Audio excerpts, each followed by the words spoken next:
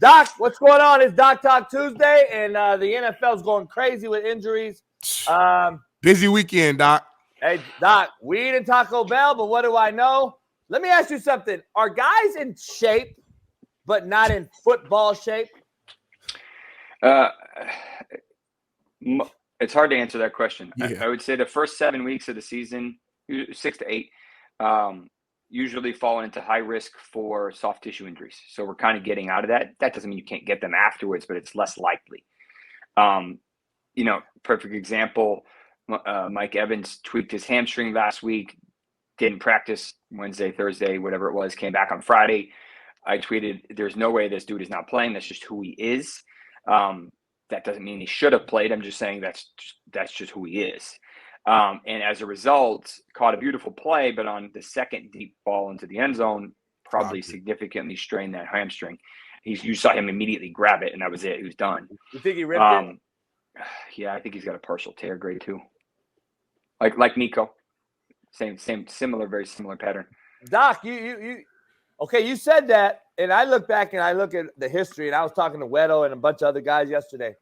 Why didn't we ever have these soft tissue issues through this quickly in a season? Like, soft tissue issues happen year 5 to 10 in the NFL when you're playing every single year, like Mike Evans, who always tries to play for the most part. He's been out a few times, but for the most part, He plays every single year, 10,000-yard years in a row for a reason.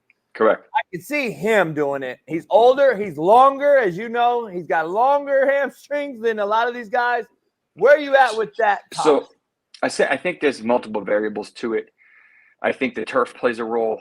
I think the diet plays a significant role. Our diets have dramatically changed over the past 20 to 30 years. There's a ton of processed foods, which causes poor gut, which causes what we call gut dysbiosis. Probably not something you planned on talking about today. That ends up causing a significant amount of inflammation in the body. And they're not allowed to use things like BPC, which should be in the water, in my opinion, or close. And stuff like this, because it's considered banned. And all these guys used to take a ton of narcotics, a ton of anti-inflammatories, as you probably remember. You can, zone back to your playing days. And they just don't really do that anymore because we know the harmful side effects of those. But at the same time, unfortunately, they have crazy schedules, right? They're traveling to freaking Brazil and London and, soon to be Germany. I think they're coming up. So that takes more time away. And I think the lack of preseason, so much money. Hey, I don't want to get injured in preseason because it's wasteless reps. But maybe, is it? And then Veteran Wednesdays, I need to baby it. And bigger guys are just bigger, faster, stronger. I mean, Derrick Henry's 30 and he hit almost 22 miles an hour last night. That's ridiculous. He's what, 6'2", 6'3", 250, 247, whatever. 6'4", I think, 6'3". Yeah, I mean, he's a big dude. So it's like. Hey, Doc, let me ask you a controversial take. Like, a lot of people don't want to talk about it. I can't say the word on here because YouTube doesn't like it. But when CV-19 hit in the country in 20 or whatever, do you or other doctors track actually? Because we've seen an uptick in heart issues with youngsters, and we've seen crazy. Oh yeah. Have you done like not a study per se? You might not care too much. I haven't personally. Have injuries? There are doctors injuries? that have. Injuries like this, soft tissue and stuff? I can speak for the heart just because I know there's several doctors. So this is where it gets controversial. It shouldn't be controversial, but it is. Because when the United States allows big pharma to advertise, you're in their back pocket and there's nothing you can do about it. The long story short, yes, I think there is a correlation here. Have a hell of a time proving it. I think of the people who said everything was fine. It's not a big deal. We should hand it out, to everyone as often as they could, is now realizing, you know what, that was a really bad idea. And now you put something in your body that unfortunately you'll never be able to get out of. It will always be in there in some capacity. And the problem is you have to have trust in the system and in the product. And there's no transparency. That's part of the issue. And the people that turned a blind eye to this, that just what I call put their horse blinders on, they just kind of go. The problem is they don't want to do the deep dive because either it's over with, or they're afraid of what they're going to find. And the problem is you can't turn back time, and a lot of these things have chronic issues. A lot of they're pro-inflammatory. I've been to several high-level medical conferences that talked about this. Stuff is crazy. And unfortunately, I was at a stem cell conference this past weekend here in Miami, and a traditional virus has 8 what we call variability factors that can change. The one we got in 2020, 2021 has 12. It will never go away. It will last longer than humans because it will constantly be able to evolve and change, and you'll never be able to eradicate it and kill it. It may be kind of irrelevant per se, but that doesn't mean it's gone. So that's part of the problem, is that we have all these different toxins in our society, all these microplastics, all this polyester, you have all these heavy metals. There's so many different things that are clogging our ability to heal.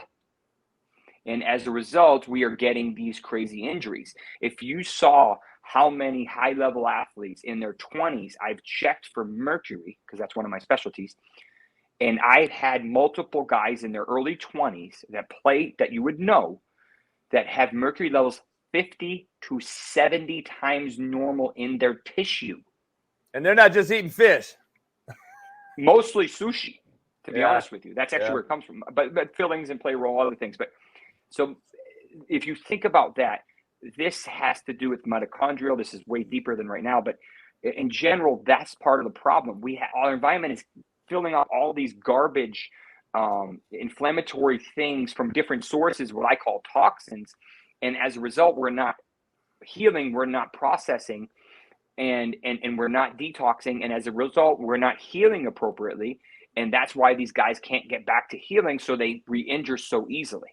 Doc, I know we're on a little left tangent here about off the path a little bit, but let me ask you: do you see, or have you studied or know anybody the difference between Americans and what you're discussing and Euros and what you're discussing? I know half the shit in the food is not over there and it is in here. Yeah, without question. This is one of my passions.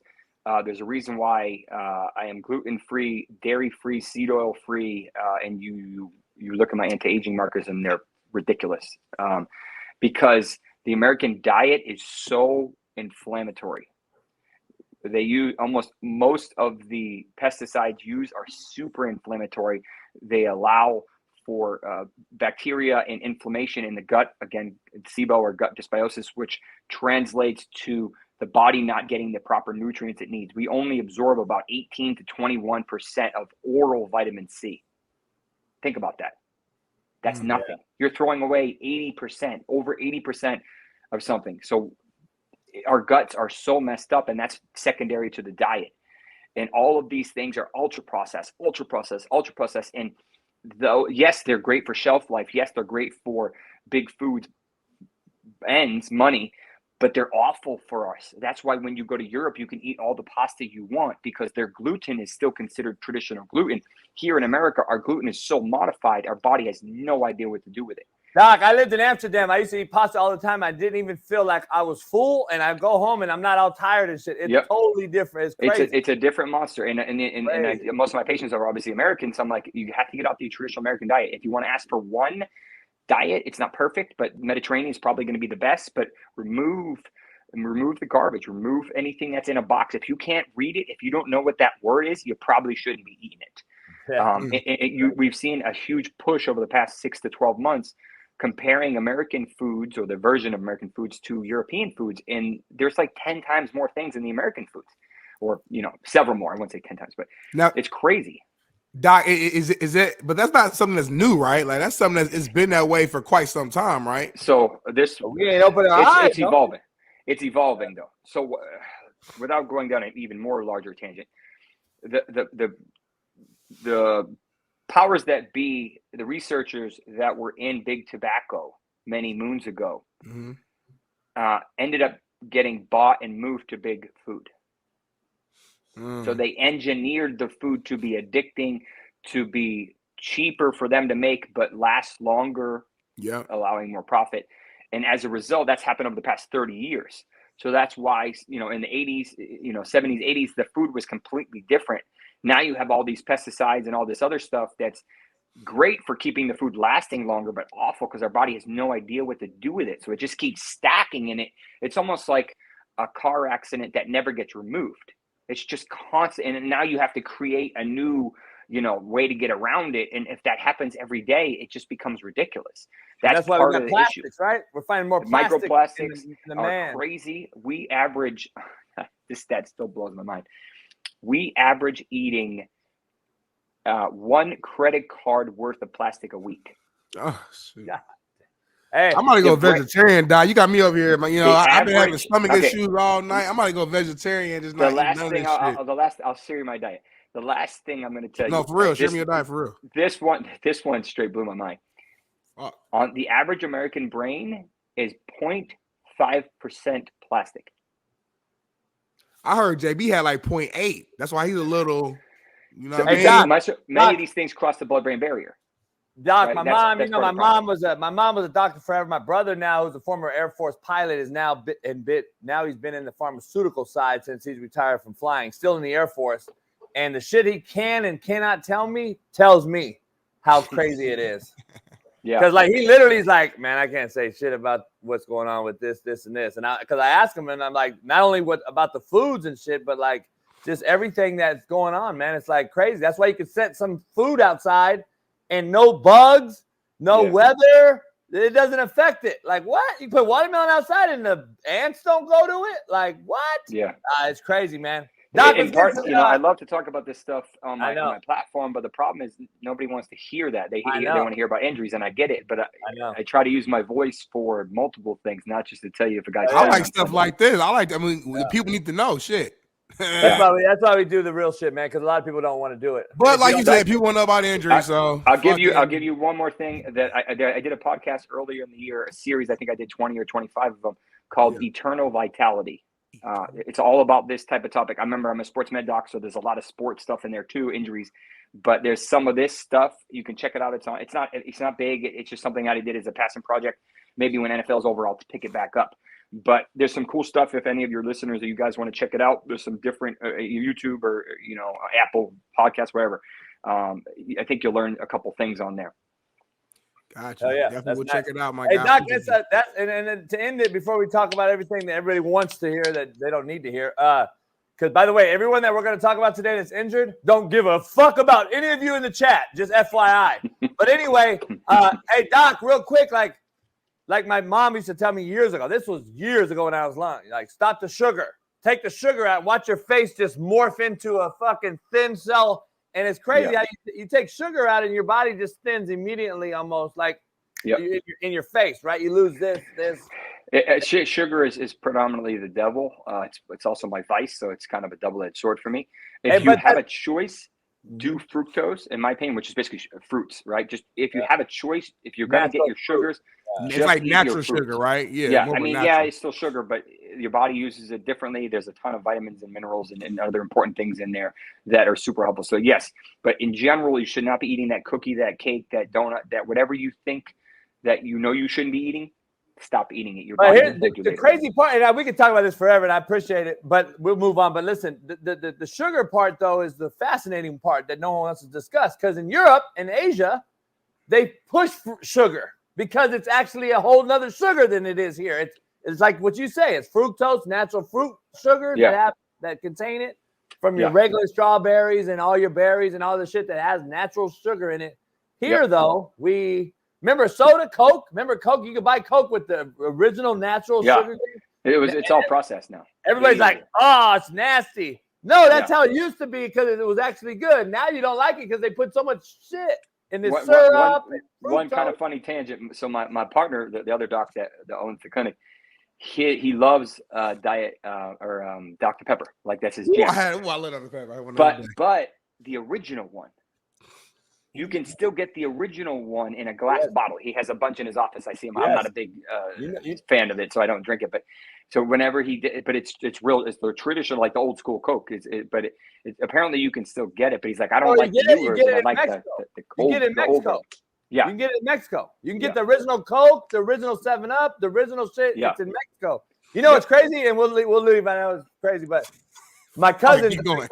Smitty's man. My cousin's a big-time chiropractor, and he used to take X-rays of my back, right? And within the vertebrae, especially like L5, 4, 3, you would see these dark deposits. And this when I was younger, and I haven't drank soda since. Dr. Pepper, Coke, Pepsi. That shit, the syrup in it, Smitty, sits in your vertebrae deposit, like inside the vertebrae. You can literally have that compared to like a Sprite or a clear liquor or something like that. It totally digests different. So I remember one thing. This is a crazy painful. thought. I remember it took either 5 or 6 hours for your body to clear the amount of sugar in 1 can of Coke. Yeah. Jeez. And we've all seen the Coke in the milk experiments and what Coke does that. Coke clean your tires, your rust. Coke does everything. But you drink it. Think about what it's doing in your body if you can do that. Yeah, exactly. All right, Doc. I got to leave it a little bit, so let's talk about some people. All right, Let's talk go, about let's everything. go. I mean, last night you had Chris Godwin. Let's start with Chris Godwin. Let's go down a lot from there. This was just awful. Why is he in the game, Doc? Why? They were down 10, a minute and a half left. They thought maybe we score, get another onside kick, we have a chance. You never give up as a head coach, JB. You know that. Stop. I believe they were down 17, homie. They scored on that drive. They scored on that drive. He got hurt. He was the number 2 wide receiver in fantasy. He was having an incredible season. He didn't have a good night because Evans left with his hammy, and it made it obviously a lot harder for Godwin to get open. But this was just a fluke play. I finally got a video angle that was good because they were all awful initially. He just went down, and then I don't have the model in here, but and then the defender kind of like put his put his leg on Godwin's leg, and just the angle of it caused it to dislocate, likely fracture his ankle. And from what I could tell, you could see here the on the screen right now, you can see the air cast, which tells you it's a fracture, or almost always. But the other thing is that it's pretty crazy. But from the angle I could see, his leg was facing this way, but his ankle was facing this way. He was like dragging his leg at the end of the play. If you saw it, like he couldn't. It wasn't compound, right? It wasn't compound. These can be. I did a video on last night. These can be super complicated. These can be blood flow. If he did a dislocation without a fracture, he's got wings. Like it's really hard. But they had to pop it in, right? Yeah, but you need to. There's so many moving parts to these. Yeah. But he could have what we call a bimal or a trimal. He could fracture his fibula proximally. He could fracture his tibia at the base, at the side. He can injure a bunch of ligaments in there. Like this is Dak Prescott similar. Okay, remember Dak's injury? Yeah, this is similar to that. But remember, Dak's not running. He's not running routes and cutting on a dime. Chris Godwin will have arthritis in his ankle as a result of this that he never would have had before this injury. It just wouldn't have happened. So I don't know if Chris Godwin, who's going to be a free agent next year, will never be the same player. That is a very possible statement because this is that significant of an injury. I don't think he will either. It just depends on which ligaments are injured. Remember the name Michael Thomas. Yeah. He had a bad medial injury, what we call a deltoid ligament tear. And he really never came back and was ever the same. And he was a beast. Yeah. They were slot boy. It's sad to see. Yeah. It's sad to see. Mike's a good dude too, one JB. fluke play. Yeah. Mike Evans on the other side, the same guy. Tampa Bay's season just ended last night. If his hamstring's even worse than we think. And then at the end of the time, even if he is healthy enough to come back, he's probably going to be week-to-week guy because now we don't have no second Batman to Robin, and now everything's going to be on him like Cooper Kupp and Nakua. So this is a bad look for Tampa, and their season may have just washed down the drain. DK Metcalf, Doc, real quick. DK Metcalf and Brandon Ayuk, where you at with them? So DK got lucky. He suffered an MCL sprain, which is that ligament on the inside of the knee. He's the type of guy that might try to play this week if it's just who he is. You want to see a crazy diet? Look at his. Skittles. Skittles. Yeah, but gummies is actually what he loves. Gummies, But yeah. well, he's just a genetic freak. Like But me. long story short, I think he might miss a week. Most guys miss at least a week or two, but he's also the crazy type that try to play it, maybe with a sleeve. They won't wear the big bulky brace. He is that increased risk, okay, and I'm going to be careful when I say this, for tearing his ACL. Why? Because that MCL is a protector of the ACL. This is what happened to Cooper Kupp back in 18 or whatever year it was. He came back from an MCL too quickly, suffered a hit on that same knee, and the ACL went. So you're playing with fire when you deal with a MCL. Usually it's not a big deal. Roma Dunze came back about a month ago, didn't even miss any time, wasn't really effective for a week or two, which is fine. Pretty rare when someone does not miss a game due to an MCL. Mike Evans would be the type to kind of come back, or DeAndre Hopkins or something like that. But DK might be of that same ilk. We'll have to see. But they're playing good ball right now. They look really good. I think he got lucky. Might have tweaked his meniscus a little bit. But Brandon Ayuk, on the other hand, I'm going to put this on Purdy. I'm going to put this on Purdy more. He caught the ball. He did what he was supposed to do.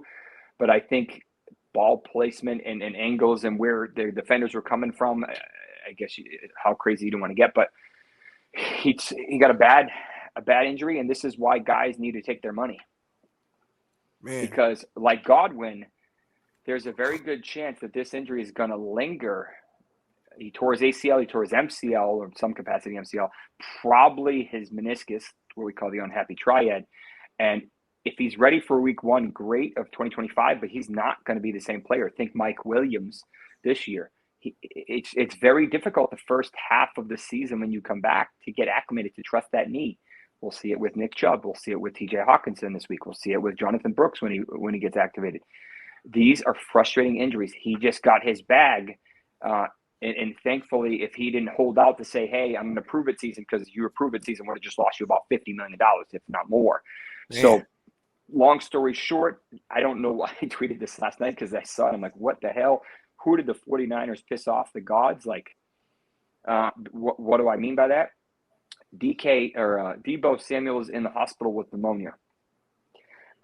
George Kittle has a new injury, this time a midfoot sprain. McCaffrey's not going to come back until at least after the bye with his bilateral Achilles. We had Pearsall coming back from a gunshot. They just lost Ayuk. I'm like, God, like, this is just the offensive players. Right. I'm like, damn. You ain't even got to the defensive side and Greenlaw. And we're also going to see maybe Juwan Jennings, who's dealing with a hip injury, maybe come back this week, and he's going to be super relevant again, obviously. But we're going to see Cowing, we're going to see Pearsall, we're going to see Jennings, depending on if Debo misses time, which he probably will. Yeah. And then Kittle, if he misses time, he probably, maybe, I never count him out. And then we saw Mason with his shoulders. A lot going on in San Fran, Doc. JB, I know you got a question real quick. Let me throw in one real quick.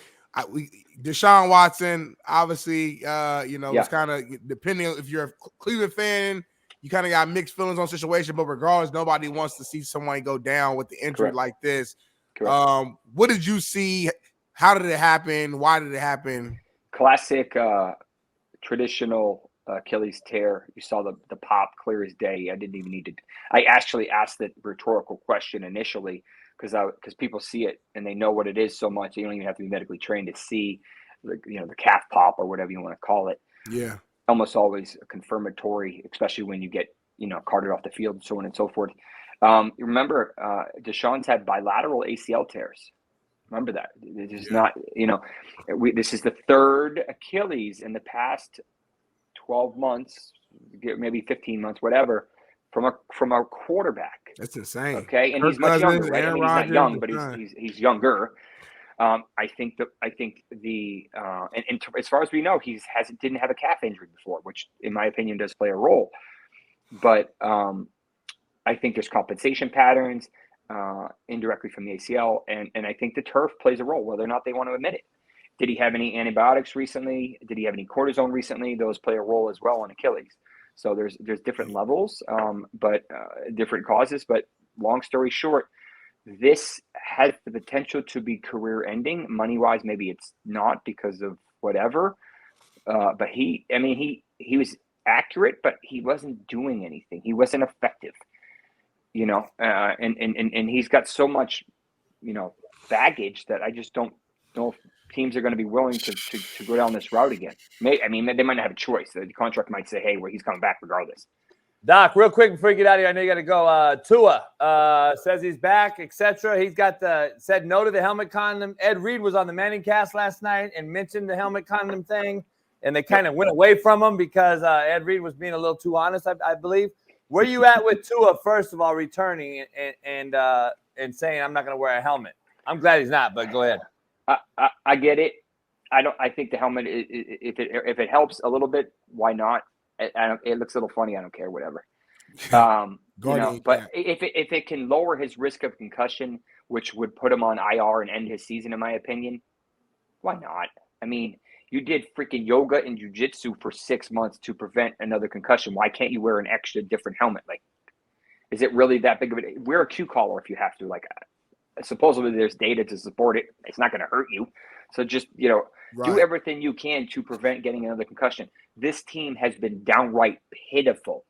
You just lost to IR5. AR5, yep. IR. Who had more rushing attempts than completions. Yep. And you still beat the Miami Dolphins. I love it. Like, fact. So, and we're going to see a brand new offense when he comes back next week. Like nothing ever happened, and I don't think I think maybe Tyreek had one catch or no catches this week, which is insane. We used to think he was QB proof, obviously not. Waddle, stud, one catch for 8 yards. Come on, like Tim Boyle, like come on. Hey, they said McDaniel was a guru on offense. They said he was the reason the Niners were good. But real quick, you still have everyone except for your quarterback. Yeah. You can't make something work. Hey, Doc, with a Pro Bowl Snoop Huntley. Hey, come on. Yeah. Before you get out of here, I need you to comment on Ed Reed real quick and what he had to say about these helmets. Go ahead, Bailey. Ed, love all the great work you're doing in the community, man. Hey, they got your helmet out there? Did they make your helmet a bug helmet? Yeah. That's the new thing, right? That's the Guardian cap. That's the Guardian cap. Most guys wear it in practice, but you can wear it in the game if you want to for safety. Oh, he got him. Oh, he bobbled it. He bobbled it. Now, how much safety is that, though? It's an extra layer. It's an extra layer of protection. Like I said, all the players are wearing them during training camp at practice, and then players are allowed to wear them if they want at the game. So it's another layer of protection. So makes sense. You really think that protection is going to do something past that carbon fiber that's on the helmet?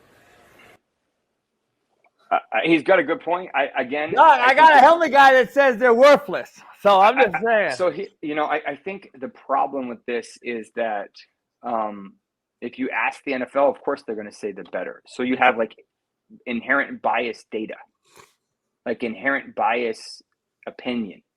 So can we get it? And even then, if we get an independent analysis, the NFL is so powerful. Are they just influencing that? So it's hard to say on record, yes, this works, this doesn't work. Again, do I think it causes a problem? No. It looks a little funny, but I think Guardian caps are paying certain cats, Smitty. I mean, if it, can I justify an 8-year-old wearing it in Pop Warner? Okay. Maybe, yeah. Okay. And maybe they're setting an example for that. So maybe it's bigger than that. Yeah. My thing is, I mean, what's the win for the NFL? It just optics is what you're saying? Just make it look like they're trying to allow our players to protect themselves. Got you. I hear you. Oh, by the way, before I forget, Zay Flowers, hip drop tackle. Yeah, I saw it. He played the rest of the game, but he didn't do a single thing besides fumble an important play. I don't mind it. That used to be just football play, but now it's a football play. Yeah, it is. I mean, I get it. I get it, but the problem is Mark Andrews, Joe Mixon, like they're running out of ways to tackle, and you guys can talk about this. Yeah, that's what I'm about to say. So they're like, but the problem is this is such a bad injury. It's like damn, like I get it, Dot. As a defensive player on here, I don't see how you avoid it, man. Full speed. I don't know. Because, like, the guy's not thinking, like, I'm about to hip drop tackle Zay Flowers. Nah, he's just trying to get this motherfucker down, and it's the momentum and the way things going. It just happened that way. I just, I'm going to cover a couple people real quick just because there's still a couple people. It's your show. Jaden Daniels, rib cartilage injury, likely out week 8. He could play, but it's not worth the risk. Painful. I know, against Chicago? I think so. I want to see Caleb and I do too. I do too. I just have a feeling that they're going to err on the side of caution. They're playing well. It's not worth it to risk rib cartilage. Hurts like a mother. You guys have probably both have it. They're awful injuries, especially for a throwing quarterback. Just is what it is. So I think it's worth it for them to sit him this week. He's my top quarterback on several leagues, so I'm going to have to figure that out. But from a logical perspective, I think it makes sense to sit him. The running backs did well this week. They didn't have any injuries. David Montgomery got lucky with a mild knee. Antonio Gibson left and came back. Maybe Jonathan Taylor comes back this week. We'll see. Wide receivers got absolutely decimated. We already talked about the main 5 guys. Juju tweaked his hamstring. He'll be out. Curtis Samuel could be out for the rest of the season if he suffered the significant injury that I thought he did. Marvin Harrison, what is going on with him? Brian Thomas Jr., legit. And then, there's 85 injuries on my list right now, not including season enders. And that's just quarterbacks, running backs, wide receivers, tight ends. So it's kind of ridiculous, and we're at the halfway point. Real quick, I know you got to go in 30 seconds. TJ Hockenson, is he coming back? Do you know if he's coming back for the Vikings? He should be back this week. Remember, this is a short week for them. I think they play on Thursday. He had a tough matchup last week, statistically speaking. He still is going to have some rust, but I think it was worth it it was worth it for him to do it. Wait a week because he probably would have had a rough week debut. Maybe you get the rust off, and it would have been tough to play on Sunday and then again on Thursday. So I think they were just erring on the side of caution and whatnot. All right, I got to take off, guys.